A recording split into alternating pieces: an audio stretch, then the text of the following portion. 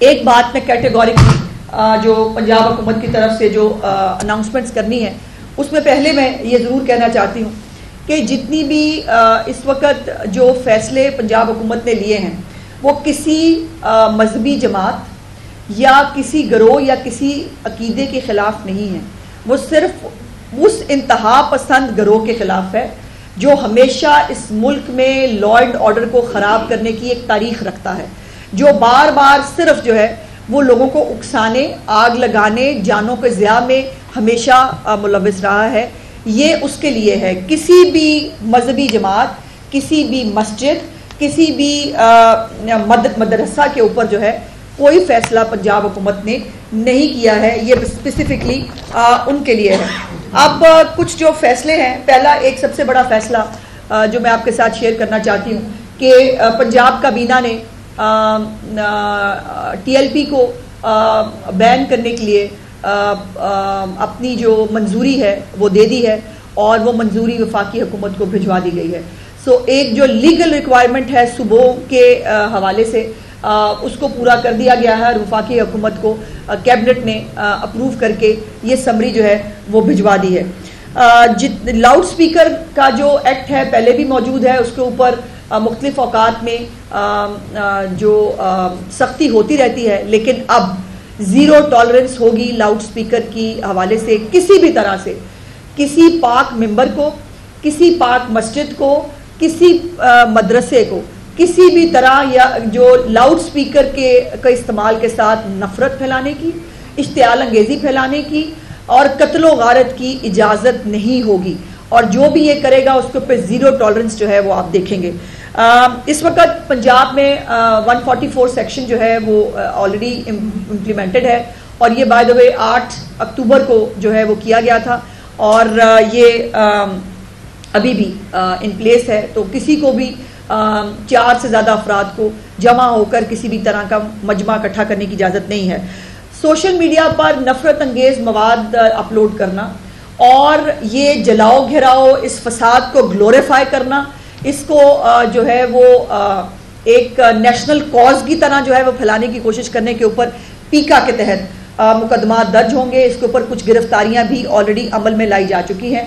اور جو فتنہ خان اڈیالہ میں بیٹھا ہے اس نے بھی لاشوں کے حوالے سے بھی بہت پروپیگنڈا ہوا، لاشیں کبھی پتہ نہیں، وہی جو 26 نومبر والا ریٹرک تھا، وہ میرا خیال ہے اس دفعہ اس گروہ نے بھی یہی کرنے کی کوشش کی کہ وہ 26 نومبر والا ہے وہی چلاتے ہیں، ہم بھی وہی کر کے دیکھتے ہیں، 100 گر گئی، 200 400، اللہ معافی دے، یہ لاشیں ہوتی ہیں، یہ چھپائی نہیں جا سکتی کسی طور پر، کوئی بھی حکومت ہو لاشوں کو نہیں چھپایا جا سکتا۔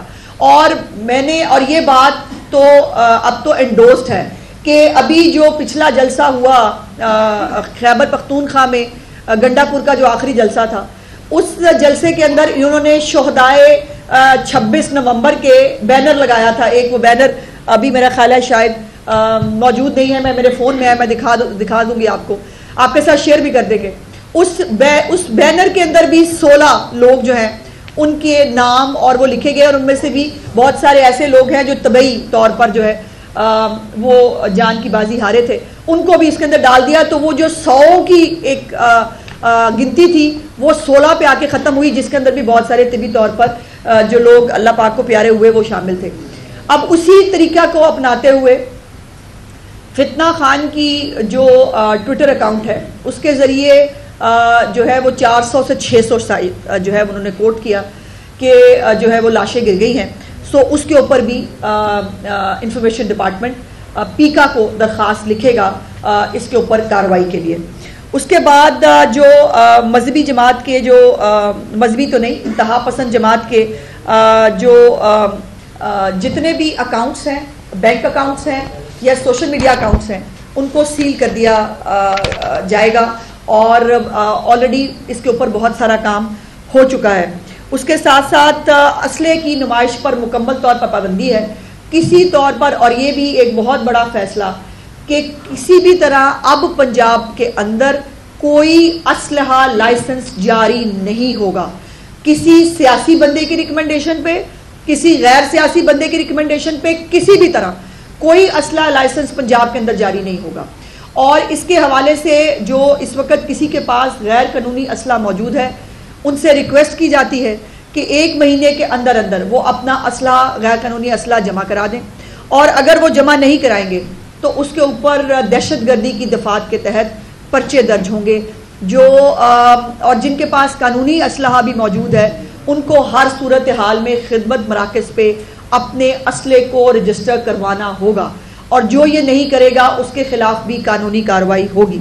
اس کے بعد جو لاؤڈ سپیکر ہے وہ صرف اذان اور جو خطبات ہیں اس کے لیے استعمال ہوگا، اس کے علاوہ کسی طور پر لاؤڈ سپیکر کا استعمال کرنے کی اجازت نہیں دی جائے گی۔ اب یہ کچھ فگرز ہیں میرے پاس 2016 سے 24 تک، یہ اسی طرح کے جو فساد کے جو واقعات ہوئے